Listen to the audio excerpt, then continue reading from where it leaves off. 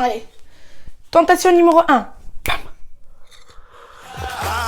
هاتيك شبيلة هاتيك شبيلة هاتيك شبيلة هاتيك شبيلة هاتيك شبيلة ما قتلوني غير الكاس ما قتلوني غير الكاس هاتيك شباب هاتيك شباب ما قتلا هاتيك شبوب ما قتلو هاتيك شبيل ما قتلين هاتيك شبن ما قتلن ويما.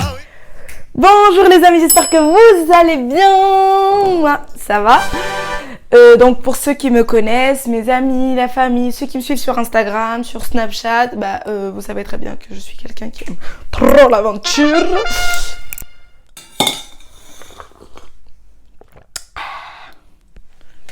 Oula, pourquoi je bouge trop? Bon, allez, on se calme. J'arrive pas, c'est plus fort que moi. Bon, je disais. Je me demande pourquoi j'aime trop l'aventure. Peut-être parce que pendant les vacances d'été, avec ma soeur, on s'amusait à découvrir tout ce qu'il y avait autour de chez nous. Les maisons abandonnées, les quartiers un peu... On se lançait dans l'aventure, quoi. Et en plus, on habitait au bord de la mer au Maroc. Enfin, ma maison au Maroc, c'est au bord de la mer. Du coup... Arak le faraja. Je parle trop, je sais. Ouais, je l'ai tabou. Attire, on me plie. Allez, je me plie. Je bug. Un café pour reprendre. Comment je dis n'importe quoi. Pour vous dire que l'aventure, c'est moi. En personne. Bon, peut-être rien de tout ça n'en est la cause. Enfin, la cause de pourquoi je suis aussi aventurière.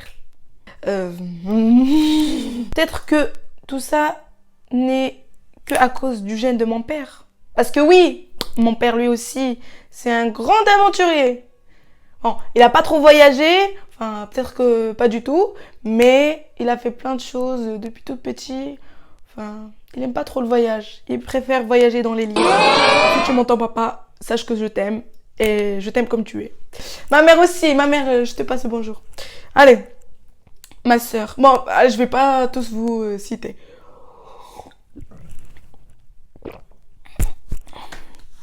Alors, donc pourquoi je parle d'aventure? Pourquoi je parle d'aventure? Bon, je vais vous dire. Tout simplement parce que l'un de mes plus grands objectifs et l'un de mes plus beaux rêves serait de faire le tour du monde. D'ailleurs, comme la plupart d'entre vous. Et du coup, récemment, j'ai rencontré une personne avec qui j'ai parlé de voyage.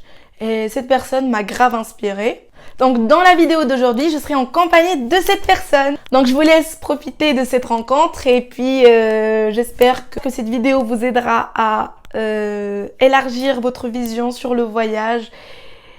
Et puis voilà, je vous laisse regarder. Salut! السلام عليكم لاباس عليكم صحة لاباس بخير كلشي لاباس حنا لاباس انتوما لاباس لاباس حيا لاباس الحمد لله. Alors nous y voilà, je vous présente Sonia, la personne dont je vous ai parlé. Enchantée. Elle va répondre à quelques-unes de mes questions que moi je me pose souvent et que vous aussi vous posez sûrement, que vous soyez jeune, adolescent ou adulte. Donc je vous laisse vous présenter. Alors bonjour, Sonia. Donc je suis dans le conseil, dans l'accompagnement, dans le coaching depuis 10 ans maintenant. Et je suis une grande passionnée de voyage en sac à dos. Et c'est comme ça que j'ai rencontré Afsa par l'intermédiaire d'une de mes meilleures amies que je connais depuis longtemps, 17 ans maintenant. Et Afsa voulait vraiment me poser quelques questions autour du voyage. Donc pour commencer, je voudrais savoir d'où vous vient cette passion pour le voyage. Cette passion m'est venue il y a maintenant de cela 15 ans, lors de mon premier voyage en Tunisie. En fait, j'ai appris à être passionnée lors de mes voyages. J'ai découvert la passion du voyage à travers les voyages. Mais avant ça, je ne connaissais pas réellement ce que c'était d'être passionnée par le voyage, puisque je partais en vacances avec la famille. Donc je n'étais pas vraiment passionnée par ça. C'est vraiment au cours des voyages que j'ai découvert la passion du vrai voyage. Et donc là, d'après ce que vous m'avez raconté, vous avez fait énormément de voyages. Et lequel vous a vraiment marqué? Le voyage qui m'a le plus marqué, c'était au Mali, en Afrique, dans un petit village L'Afrique. Oh là là, qui l'Afrique. s'appelle Ségou. Et je suis partie au pays des Dogons. Ça a l'air... Enfin, rien que Alors, les le noms, pays ça, des Dogons, ça donne c'est grave un envie. petit village où en fait on est parti en voyage humanitaire. Et c'est la première claque que j'ai reçue et qui m'a fait comprendre que j'étais faite pour ça en fait. Faite pour donner, pour aussi partager et voyager, mais à la rencontre de l'autre. Et c'est à ce moment-là que vraiment j'ai compris que j'étais faite pour voyager, mais de façon vraiment voilà, en dehors de tout circuit de voyage organisé. Il fallait que je sois là dans la découverte, dans le voyage et dans le partage. Et c'est vrai qu'à travers le voyage, on se découvre et on découvre en même temps plein de choses. C'est vrai. Oui, et c'est comme ça que j'ai appris réellement à me connaître et à connaître ma façon de vouloir travailler, de voyager aussi et de savoir réellement comment je voulais vivre grâce à tous ces voyages. Et donc, quand vous voyagez, vous vous préparez à l'avance? Alors non, je fais partie de ces personnes qui ne prévoient rien, en tout cas en termes de bagages, de destination. Je me suis toujours décidée à la dernière minute.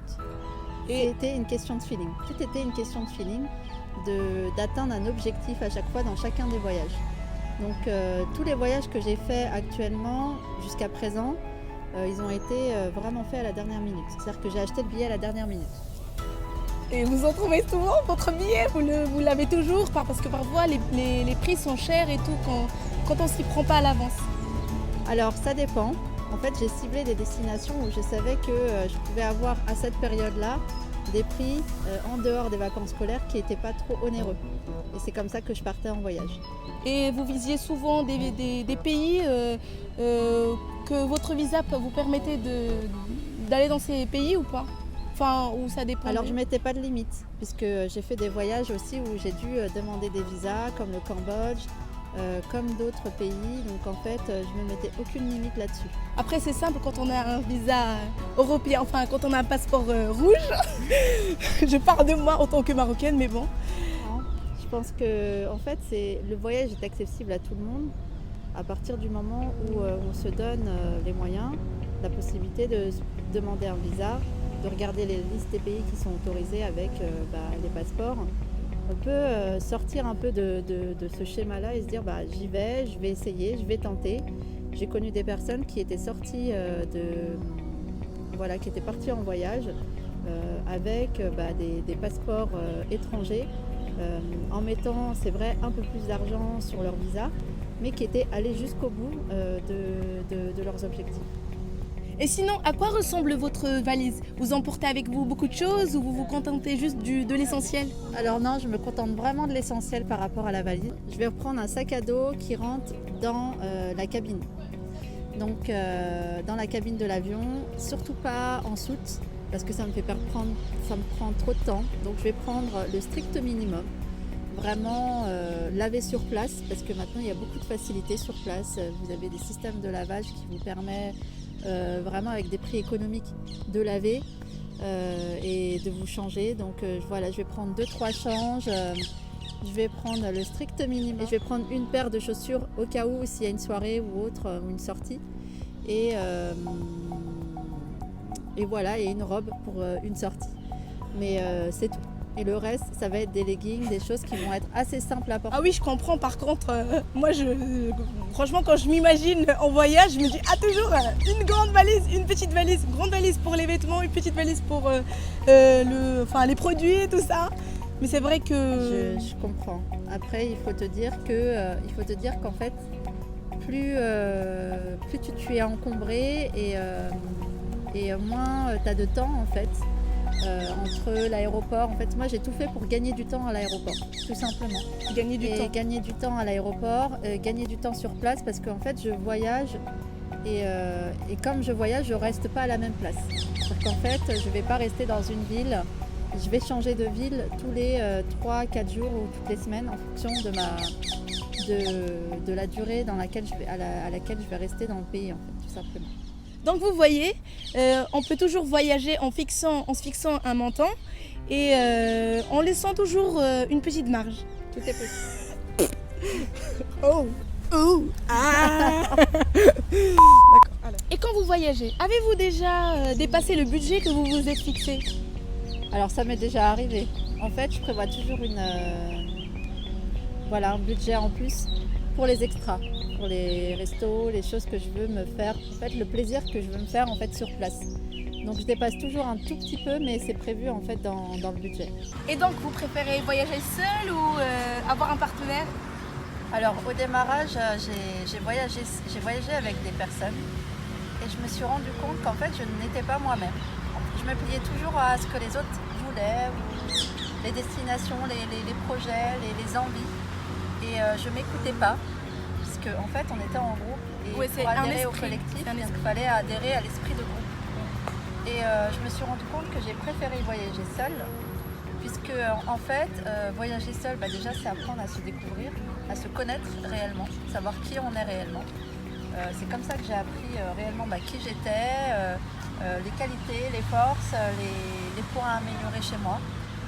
J'ai pu me reconnecter, m'aligner à moi-même et en étant seule et faire ce que je voulais faire en fait, sans pression, de gérer moi-même mon timing, de faire les visites que je voulais.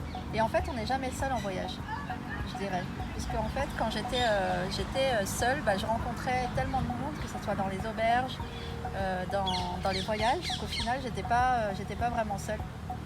Donc la solitude n'existe pas en voyage. Je pense qu'on est toujours déjà avec soi-même et avec les autres aussi, avec les gens qu'on rencontre.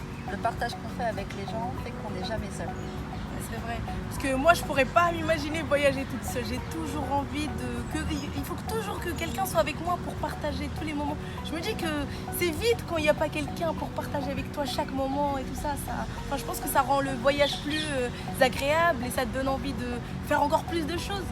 Alors c'est vrai que le partage c'est important, mais le partage tu peux le rencontrer en rencontrant des personnes sur place et partager les mêmes choses. Et je pense que s'écouter soi-même et de voyager seul, ça fait énormément de bien pour se connaître. Je pourrais dire que se connaître à travers le voyage, c'est la meilleure chose qui peut arriver à quelqu'un. C'est vrai, parce qu'on apprend à s'adapter. Oui. Ouais, c'est vraiment ça. On apprend à s'adapter, on apprend à sortir de notre zone de confort aussi, Oui, c'est vrai. à comprendre qui on est et mieux savoir ce qu'on veut dans la vie en fait. C'est ça moi qui m'a permis de savoir réellement ce que je voulais. C'est vrai, comme quoi c'est très important. C'est vraiment très important. Comme quoi la volonté c'est le secret de tout. Et la détermination je dirais. Et quand vous voyagez, vous prenez un hôtel ou comment ça se passe?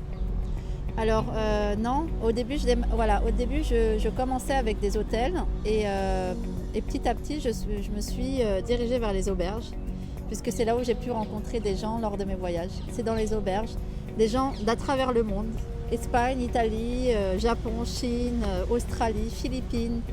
Vraiment j'ai des contacts aujourd'hui à travers le monde qui continuent à m'écrire sur WhatsApp grâce à ces façons de voyager. On n'a pas besoin de vivre le luxe pour partager un moment et pour vivre quelque chose d'agréable. Il y a des auberges super agréables où on rencontre des personnes extraordinaires qui ont envie de partager des activités, des voyages aussi et c'est parfait. Je dirais que c'est parfait. Donc pour finir, la dernière question. Bon, moi je me préoccupe et donc plein de personnes se préoccupent, c'est l'argent. Donc avons-nous besoin d'être riches pour voyager, pour faire le tour du monde? Alors non, si on est bien organisé et si on voyage un peu différemment, on peut faire le tour du monde avec moins d'argent que l'on croit en fait. Tout est une question de croyance. J'ai des amis qui ont fait le tour du monde avec très peu d'argent. J'ai fait beaucoup de voyages avec vraiment très peu d'argent aussi. Je pense que tout est une question de la façon dont on veut voyager. Oui, exactement. Si on cherche le luxe dans le voyage, ou si on veut voyager pour découvrir l'autre et aller à la rencontre de l'autre. Donc merci d'avoir pris le temps de répondre à mes questions et puis j'ai beaucoup de gratitude d'avoir fait votre connaissance, de vous avoir rencontré. Et donc vous avez quelques mots à dire à mes abonnés? Alors gratitude pour cette rencontre. Grâce à Hafsa, j'ai pu reparler de mes expériences de voyage et ça m'a fait énormément de bien de me replonger dans ces expériences. Bon merci d'avoir regardé et j'espère pour vous que ça sera le moment de vous prendre en main, d'entreprendre les choses Allez-y, et de voyager. Bisous. prenez votre billet d'avion. Hein.